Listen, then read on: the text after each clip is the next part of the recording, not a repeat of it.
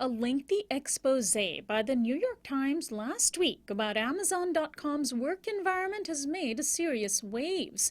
Journalists Jody Cantor and David Stretfield wrote the piece entitled Inside Amazon, Wrestling Big Ideas in a Bruising Workplace.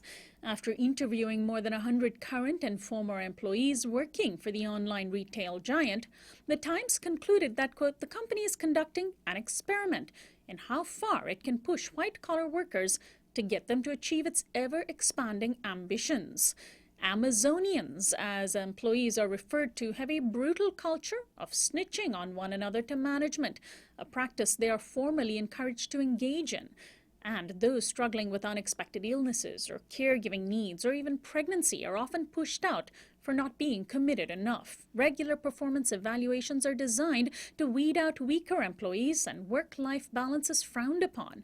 One former worker said, Amazon is where overachievers go to feel bad about themselves. Amazon founder Jeff Bezos, whose culture of work ethics apparently drives how the company treats its workers, responded to the article saying it read like a description of, quote, a soulless dystopian workplace where no fun is had and no laughter is heard. He added, I don't recognize this Amazon, and I very much hope you don't either. Anyone working in a company that really is like the one described in the New York Times would be crazy to stay. I know I would leave such a company, Mr. Bezos said, who is one of the richest people in the world. His company is the nation's largest online retailer. Joining me now from Oxford, England, is Simon Head. He is the Senior and Associate Fellow of the Rothermere American Institute at Oxford. He is also the author of The New Ruthless Economy, Work and Power in the Digital Age, and his latest book is called Mindless, Smarter Machines Are Making Dumber Humans. Welcome to Uprising, Simon.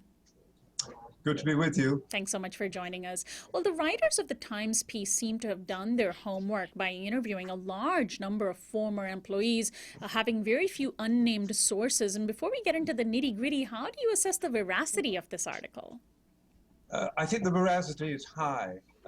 My own research on this subject has been focused on the working conditions of employees working on the shop floor at Amazon's so-called fulfillment centers. And the spirit of the work regime there is very similar to what the Times reporters tell us about